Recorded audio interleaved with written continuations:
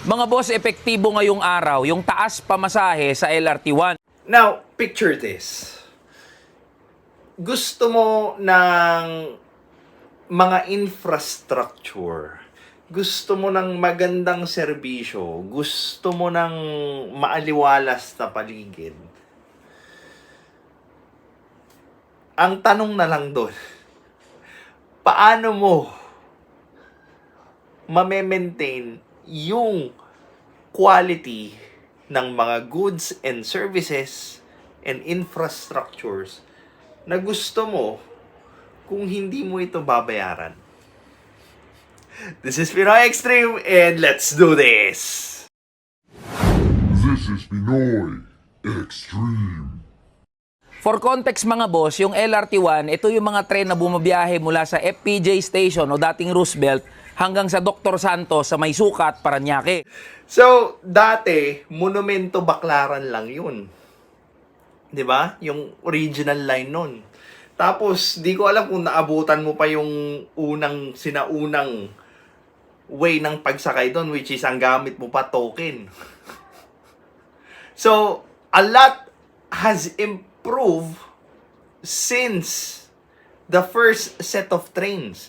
Tapos, imagine this. Gusto mo ng aircon na tren. Gusto mo ng mabilis na ticketing system. Gusto mo ng maginhawang biyahe. Pero gusto mo libre. Ang hirap kasi sa mga ganitong klaseng politiko, tingin nila sa gobyerno, merong bulsa ni Doraemon na unli pera yung pwede nilang magawa. Well, siguro yun yung naiisip nila na pwedeng mag-print ng pera ang gobyerno para lang may ipangsalo doon sa libre na service, goods and services and infrastructures na dinedemand ng mga masa na wala namang alam doon sa gusto nila. Para sa mga manggagawa at ordinaryong commuter, masakit itong taas pamasahe. O di ba? May pambili ka ng Red Horse araw-araw. May pambili ka ng pang-inom mo linggo-linggo, kung ano pa mang bisyo mo. Pero yung 5 pisong taas pamasahe na napunta naman doon sa improvement nung linya ng LRT, hindi mo maibigay. Anong gusto mong mangyari doon? Na gusto mo, ikaw na lang yung kubra ng kubra? Wala kang iaambag sa lipunan? Wala kang social responsibility? Ganyan ba yung gusto nyong politiko? Biruin nyo mga boss, 5 piso yung dagdag singil para doon sa mga single journey ticket at 10 piso naman yung dagdag singil kapag end-to-end yung pupuntahan. 10 piso. Magkano yung pinangbibisyo nila? Sige nga.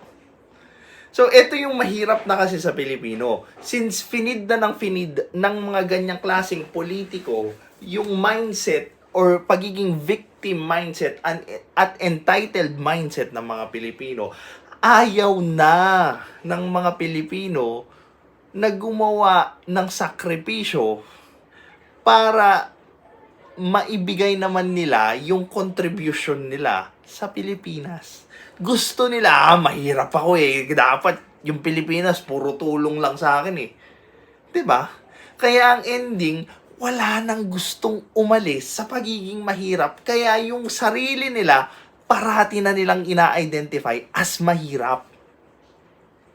Ang nakakabuisit dito mga boss, di ba lahat nagtataasan na? Presyo ng bilihin, kuryente, tubig, pati ngayon pamasahe na. Sa halip na may gawin o mag-intervene man lang itong gobyerno para makatulong sa mga manggagawa at mga ordinaryong commuter, ang makukuha pa nating sagot sa napakagaling na Malacanang, wala na raw silang magagawa at nakatali yung kanilang mga kamay. Anong intervention ba yung gusto mo mangyari doon? Like, ops. Bawal kayong magtaas ng singil. 'Di ba? Mag-improve lang kayo ng mag-improve ng infrastructure, ng services, at ng kung ano-ano pa. Pero bawal kayong magtaas sa singil. Kung paano nyo mababawi yung ginastos nyo sa pagpapa-improve ng servisyo nyo, bahala na kayo sa buhay nyo. Ganyan ang gustong mangyari ng mga politiko na may ganyang logic. O, di ba? Puro sila, para ako sa manggagawa, para ako sa mga mahihirap. Pero hindi nila inintindi na ang society natin hindi lang binubuo ng mga mahihirap, ng mga manggagawa, ng mga mangingisda, binubuo din siya ng iba't ibang klaseng tao. At pag gumagawa ka ng desisyon para sa bayan, gumagawa ka ng batas para sa Pilipinas, kailangan mong i-account yung epekto nung batas na gagawin mo, hindi lang para sa mga pobre, kundi para sa iba't ibang level ng tao sa lipunan. Putangin ng gobyerno to. Tinawag pa kayo na gobyerno kung wala rin naman kayong magagawa.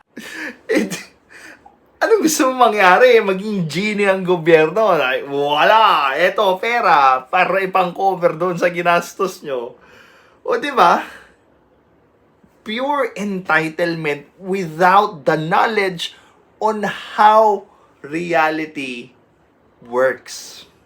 Tapos, tatakbo sila. Since maraming ang mangmang na Pilipino, maraming mapapaniwala yan. Kasi, biruin mo, may isang taong mangangako sa'yo na gaganda ang buhay mo, sasarap yung buhay mo, without sacrificing or paying anything in return. Sabihin nyong hindi fairy tale yan. Pero hindi makikita or ayaw tignan ng Pilipino yung ganyang klaseng pangako kasi nga ang sarap pakinggan.